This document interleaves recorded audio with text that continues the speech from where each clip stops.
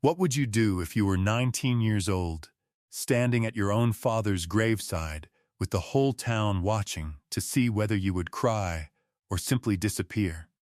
And you understood, in that moment, that you had already lost everything a person can lose, except your own two hands.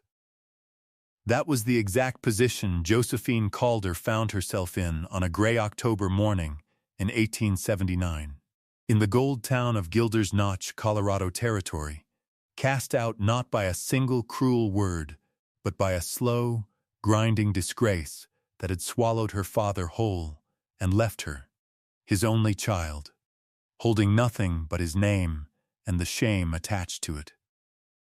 Her father, James Calder, had once run the finest stagecoach relay station between Denver and the diggings, until a gang of outlaws known through the territory as Cutter's Riders robbed a gold shipment so precisely, so perfectly timed to the schedule only a handful of men ever knew, that suspicion fell on him before the dust of the robbery had even settled, and he died in the county jail, awaiting a trial that never came. Broken by an accusation he swore to his last breath was a lie. Josephine was left with $14, a trunk of her mother's old things, and a name that made grown men cross the street to avoid her. So when the abandoned old Calder stagecoach stopped, the very station her father had built and lost, came up at a forced county auction for a price so low it was almost an insult. $12 for a building nobody wanted, and land nobody trusted. Josephine did the one foolish, defiant thing left to her. She bought it back, and what she would find sealed inside its walls would not only clear her father's name, but change the fortune of every family the Outlaws had ever robbed. Settle in, and let us tell you the story of Josephine Calder. If a piece of your own family's story has ever been buried under someone else's lie, we'd love to hear about it in the comments, and if these slow, true frontier stories mean something to you,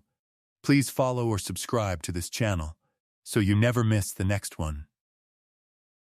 Josephine Calder had grown up inside the particular rhythm of a working stagecoach station, a childhood measured not in seasons, but in the arrival and departure of coaches,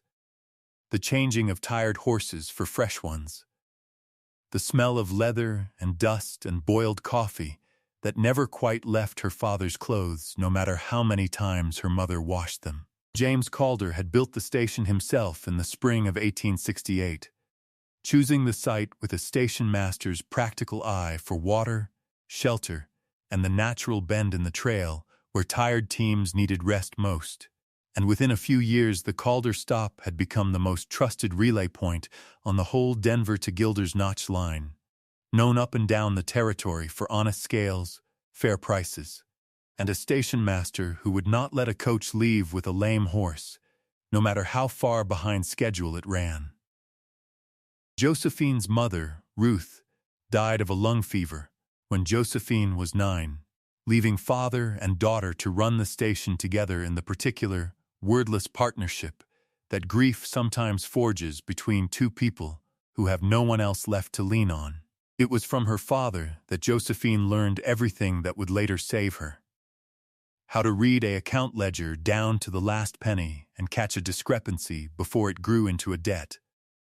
How to judge a stranger's character in the length of time it took him to water his own horse before himself. How to keep her composure in front of frightened, exhausted travelers so that her own steadiness became theirs. He taught her, too, something less practical but more lasting. A kind of moral arithmetic he never called by that name. That a station master's whole worth lay in being trusted with things that were not his. Other men's gold, other men's letters, other men's safety on a dangerous road. And that a man who broke that trust even once did not deserve to be believed again, no matter how convincingly he protested his innocence afterward. It was a lesson Josephine would come to understand with a bitter kind of irony, that the town of Gilders Notch would one day turn against her own father with brutal, unthinking efficiency. There was, too, a particular skill her father passed to her, almost without either of them noticing it happen. A station master's trick for reading a stranger's intentions in the small, unguarded details of how he carried himself.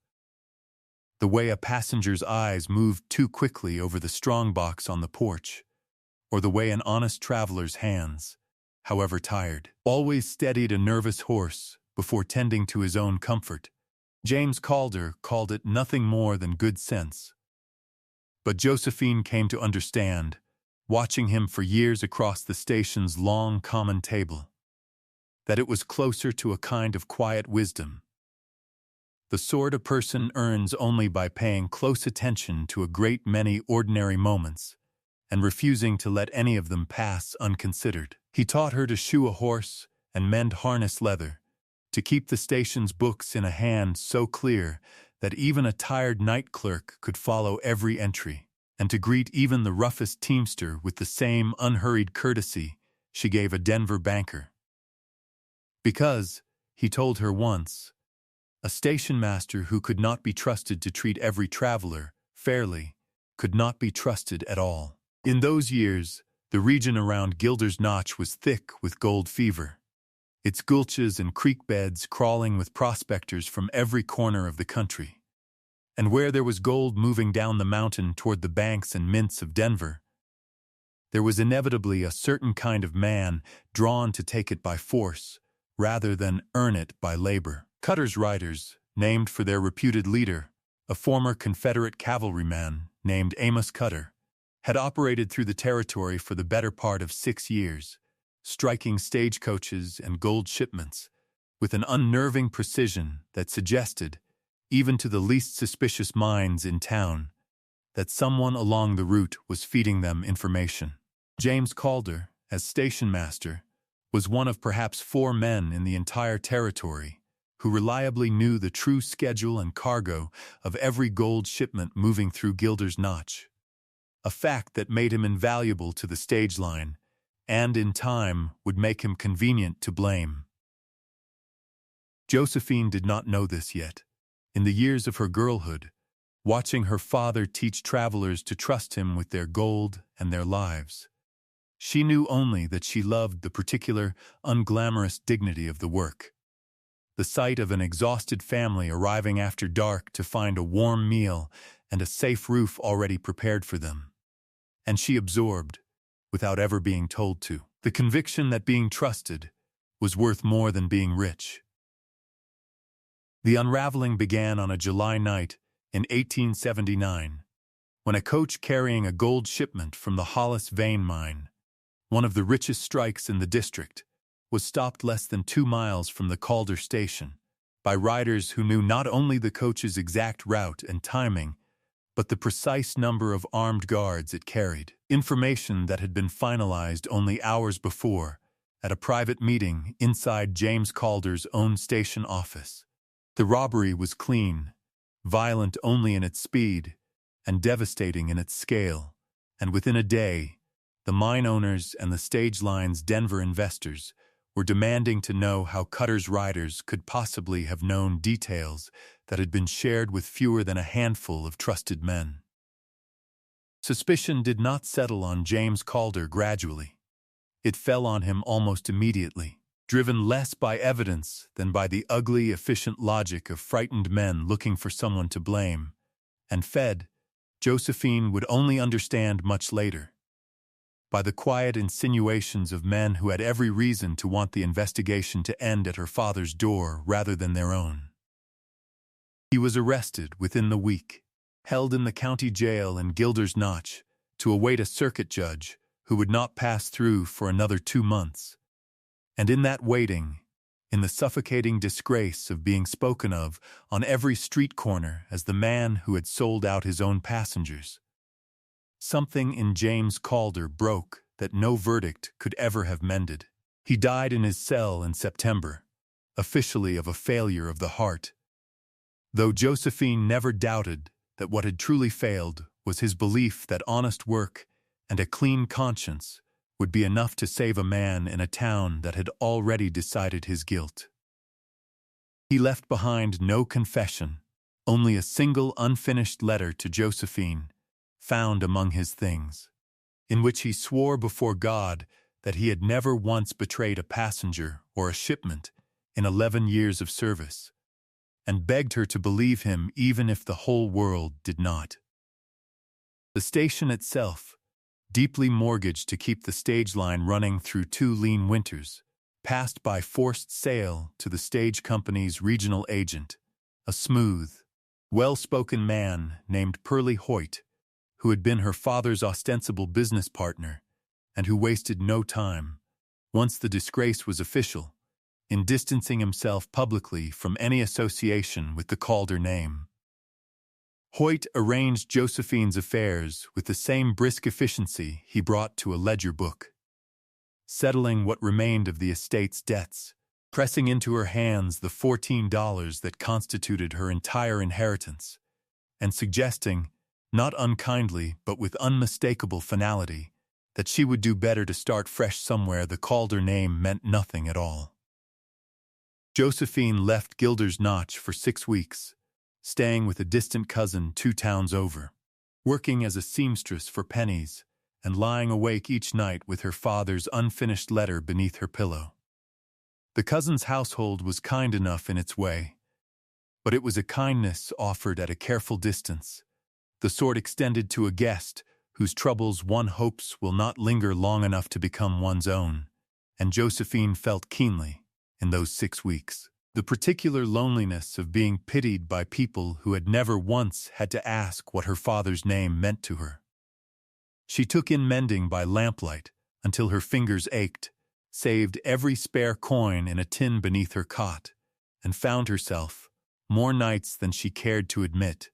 standing at the window with her father's letter in her hands, reading his unfinished protest of innocence over and over until the words nearly lost their shape,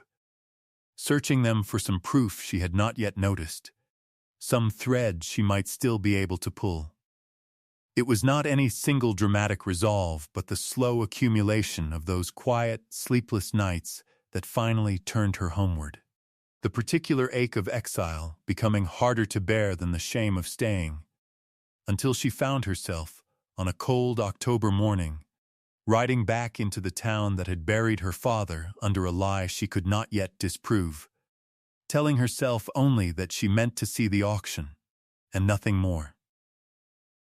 She arrived back in Gilders Notch on the very day the county was auctioning off tax-forfeited and abandoned properties. And it was pure, aching coincidence, or perhaps it was not coincidence at all, that the 7th parcel called that morning was the old Calder Stagecoach stop itself, foreclosed on and standing empty since her father's arrest, its corrals collapsed, its well reportedly fouled, its reputation so thoroughly poisoned by association with a convicted trader's name that not one bidder in the yard would raise a hand for it. The auctioneer, embarrassed by the silence, dropped the price steadily until it landed on $12, a sum so small it felt less like a purchase than an act of mercy, and Josephine, standing at the edge of the crowd in her travel-worn dress with the last of her $14 folded in her glove, understood with sudden, fierce clarity that she could not watch strangers carry away the last physical trace of everything her father had built without doing something to stop it. She raised her hand. A ripple of surprised murmuring passed through the crowd. Someone said her name aloud like a small scandal renewed, and Pearly Hoyt himself, standing near the courthouse steps in his fine coat, turned to watch her with an expression she could not quite read, something between amusement and unease, as the auctioneer, eager to close the sale, accepted her $12 and pronounced the ruined Calder station once again, however briefly and however strangely, hers. She rode out to the station alone the following morning, and the sight of it, sagging and silent under the gray October sky, struck her harder than she had expected. Familiar in every plank and post, yet made foreign by 15 months of abandonment and disgrace. The main house stood mostly intact, though the corral fences had fallen, and the well her father had dug with such care now sat capped with a warped board someone had nailed over it. Whether out of caution or spite she could not say. She spent her first days simply putting the place back into some order she could live with, sweeping out drifted dust, mending what she could of the roof, and it was on the third evening, working by lamplight to clear the built-up ash and debris from the great stone hearth her father had built with his own hands in the main room, that her fingers found a seam in the mortar that did not belong there, a line too straight and too deliberate to be the work of ordinary settling. Working the loose stone free with a fire poker and no small amount of patience, she uncovered a shallow cavity built directly into the hearth's foundation, dry and hidden from any casual eye, containing a small oilcloth bundle that had clearly been placed there with care rather than haste. Her hands shook as she unwrapped it in the lamplight, and what she found inside was not gold, not yet, but something that struck her nearly as hard. A slim, water-stained ledger book in a hand she recognized instantly, and with a rush of grief so sudden it nearly buckled her knees, because it was, unmistakably, her father's own careful, upright script, kept current right up until the week of his arrest, recording not stagecoach freight or passenger fares, but something far more dangerous. Dates, names, and sums that had nothing to do with any legitimate business of the Calder station at all. She sat back on her heels on the hearthstones for a long moment before she could bring herself to turn the first page, the lamplight throwing long shadows across the room that had once held her father's easy laughter and her mother's quiet humming over the mending, and she found herself half expecting, in the strange, suspended quiet of that discovery, to hear his voice call out to her from the yard as it always had at the end of a long day. The building around her, for all its 15 months of neglect, still smelled faintly of wood smoke and the leather dressing her father had used on the harness tack. And it was that smell, more than the ledger itself, that steadied her enough to finally open the cover and begin to read, understanding somehow before she had made sense of a single entry that whatever her father had hidden here, he had hidden it not out of guilt, but out of the same careful, protective instinct that had always governed every choice he made as a station master entrusted with things too precious to lose. Reading by lamplight late into that first long night, Josephine came slowly to understand that her father had not been a passive victim of suspicion, but had, in the final months of his life, been conducting a quiet investigation of his own, terrified and determined in equal measure to discover who among the handful of men who knew each shipment's true schedule was truly feeding information to Cutter's riders. The ledger recorded, in his own careful hand, a pattern he had begun to notice months before the Hollis Vein robbery, that every successful strike by Cutter's riders correlated not with the days he himself had access to shipment details, but with days immediately following private planning meetings held in the stage company's Denver office. Meetings attended by only 3 men beyond himself, the line's owner, a mine assay clerk, and Pearlie Hoyt, his own trusted business partner. Tucked into the back pages of the ledger, in an entry dated barely a week before his arrest,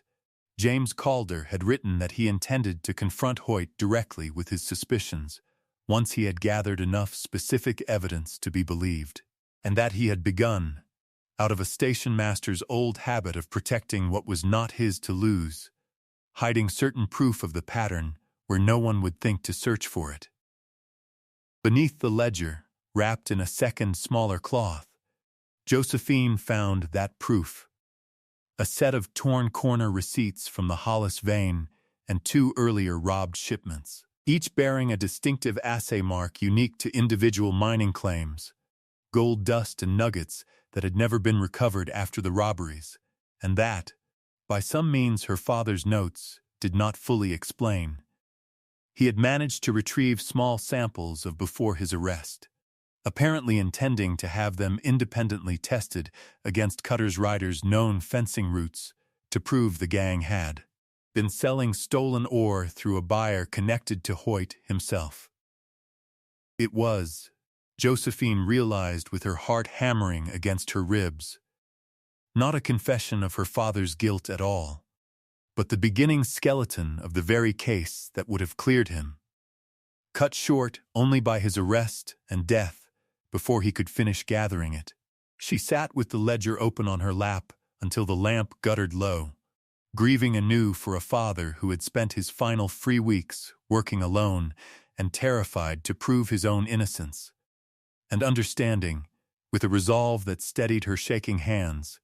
that she now held the one thing capable of finishing what he had started. In the days that followed, she read the ledger through a second and third time, more slowly now, no longer searching only for the shape of her father's fear, but for the particular details a careful station master's daughter had been trained all her life to notice.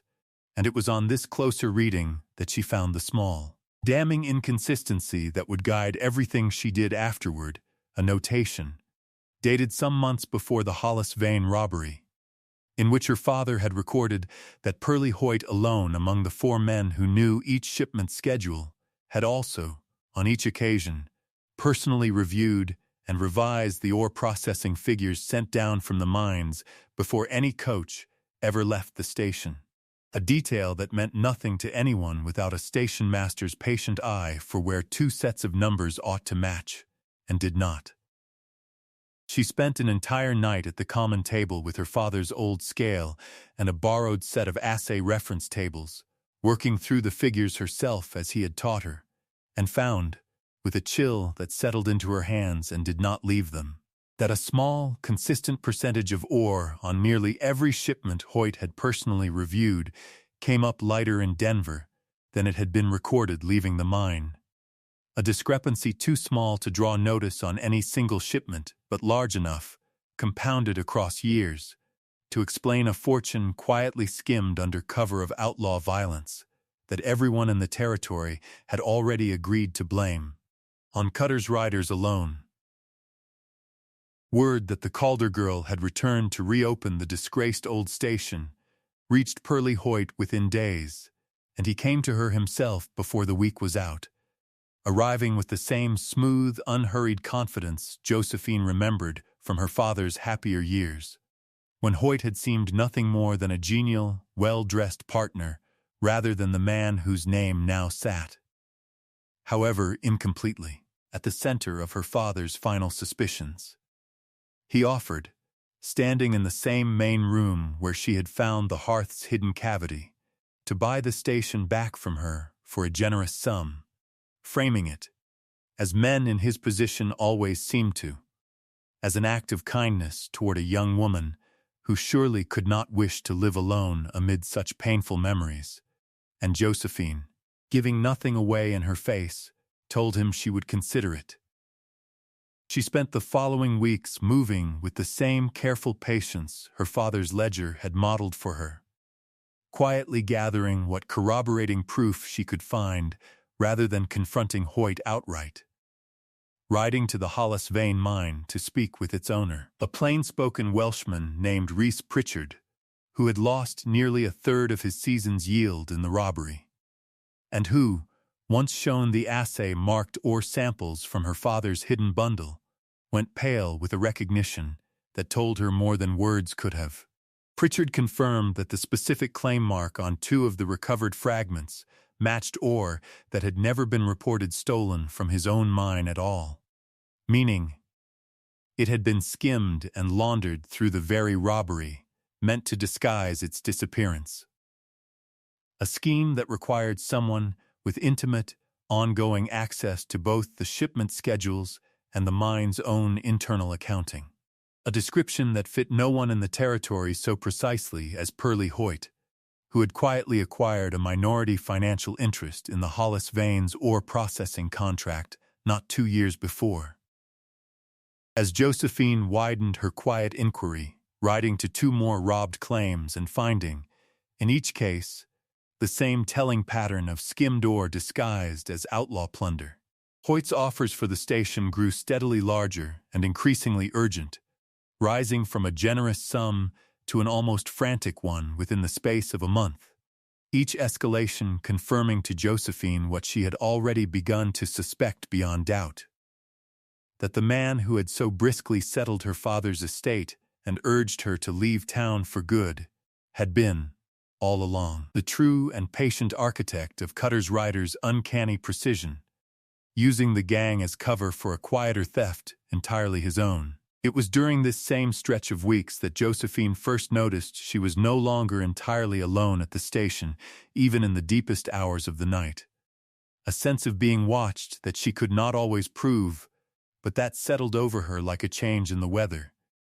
And one morning she found the newly mended corral fence deliberately pulled down again, its rails scattered, and one snapped clean through in a way no wandering steer could have managed. She said nothing of it to Hoyt directly, understanding that to show him her fear would only confirm how close she had come to the truth. And instead she quietly arranged, through a former stage line driver who had once worked under her father and never quite believed the accusations against him, to have her most essential papers copied and lodged for safekeeping with a lawyer 2 towns distant, so that whatever pressure might yet be brought against her, the proof itself could no longer simply vanish. There were nights in that stretch when her resolve nearly failed her, when the old fear that had driven her from Gilders Notch once already crept back in with the wind through the station's loose shutters. And it was only by returning, again and again, to the memory of her father's unfinished letter and his last insistence that she believe him even if no one else would, that she found the steadiness to keep gathering what she needed, rather than fleeing a second time. The reckoning came at last not in secrecy, but in daylight, at a gathering Josephine arranged with deliberate care in the very stage line office, where her father's fatal shipment meeting had once taken place, inviting Reese Pritchard and the owners of the 2 other robbed claims, the county's newly appointed circuit prosecutor, and, without warning him of her purpose beforehand, Pearlie Hoyt himself, under the pretense of finally discussing his repeated offer for the Calder station. She laid her father's ledger on the table first, allowing his own careful, dated observations to speak, before she said a single accusing word of her own, followed by the assay marked ore fragments, and Pritchard's sworn confirmation that the marks corresponded to ore never reported as robbed, and finally a set of Denver banking records she had obtained through a lawyer hired with the last of her savings, showing a pattern of unexplained deposits into an account under Hoyt's name that traced, with damning regularity, to within days of each of Cutter's Rider's most profitable strikes. Hoyt's composure, so carefully maintained through every prior meeting, cracked visibly under the weight of it, his explanations growing more tangled and less convincing with every question the prosecutor put to him, until at last, cornered by evidence he could neither dispute nor account for, he abandoned pretense altogether and fled the room, and later that same week, the territory itself, leaving behind a half-packed office and a reputation that unraveled within days into open, public disgrace. He was never brought to a formal trial, having crossed out of the territory's jurisdiction before a warrant could be properly served. But the prosecutor's public findings, read aloud at a hearing Josephine herself attended, formally and permanently cleared James Calder's name of any complicity in the robberies that had destroyed him, restoring to her father, if too late for him to know it, exactly what Cutter's Riders and Hoyt's greed had stolen first: his honest reputation. Cutter's Riders themselves, it emerged in the weeks that followed, had already begun to scatter once their inside information dried up along with Hoyt's cooperation. And within the year, the gang that had once ruled the roads around Gilders Notch with such fearsome precision existed only as a fading, toothless legend, its power having depended all along not on outlaw cunning, but on the quiet betrayal of one trusted, respectable man. What remained for Josephine once the ledger's secrets had been fully spent and Hoyt's disgrace made public, was not vengeance, but restoration. And it was here,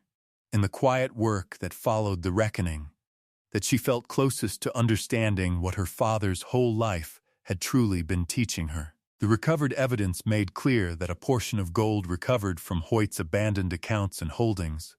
once untangled by the court from his legitimate assets, rightfully belonged to the very mining families whose ore had been skimmed and laundered through years of staged robberies,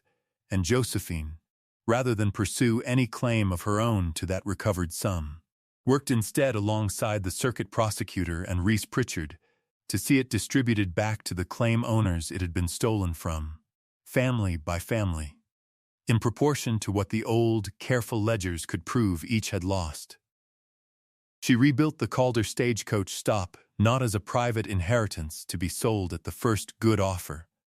but exactly as her father had first built it, as a working relay station open to every traveler on the Gilders Notch Road, restoring its corrals, unsealing its well, and hanging once again, on the door of the main house, the same simple painted sign that had once told every weary passenger they would find honest scales and a fair welcome inside. She kept back for herself nothing more than what the station itself had always provided a Calder: a roof, a well, and honest work enough to fill a life, and she found, distributing the recovered gold family by family across that first winter, that the labor of returning what had been stolen brought her a satisfaction deeper and steadier than any sum of money could have on its own. Reese Pritchard, grateful beyond what words could easily hold, offered more than once to back her in any venture she chose. But Josephine asked only that he and the other claim owners speak plainly, whenever the subject arose in town, of what her father's ledger had truly shown. Understanding that a reputation rebuilt in whispers of gratitude would serve her family's name longer than any single act of generosity ever could. Within a year, the Calder stop had become, once more, the most trusted rest along the entire line, its corrals full again, its well sweet, its common table crowded most evenings with travelers who had heard, somewhere down the road, that the Calder station was the one place between Denver and the diggings where a person's gold and a person's word were both still safe. And the name that had once been spoken in town like a private shame was spoken again, slowly and then with real warmth, as it always should have been, the name of a station master's daughter who had refused to let her father's honesty be buried under someone else's lie. So we return, as we always do, to where this story began. A 19-year-old girl standing at a graveside with $14 and a ruined name, watching a town decide, without ever truly looking, that she and her father were worth nothing at all. It would have been easy for Josephine Calder to accept the $12 worth of judgment the auction crowd placed on her father's abandoned station, to believe, as Pearlie Hoyt so smoothly urged her to believe, that some names and some places are better left buried once disgrace has settled over them. But her father had taught her, in a lifetime of watering tired horses and balancing honest ledgers, that a thing's true worth is never decided by the crowd standing around it, and that trust, once earned honestly, is the one inheritance no thief can fully steal,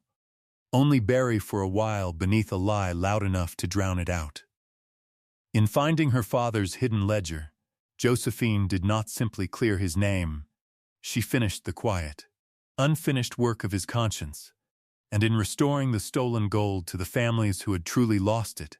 and the stagecoach stopped to the travelers who had always needed it, she proved, in the end,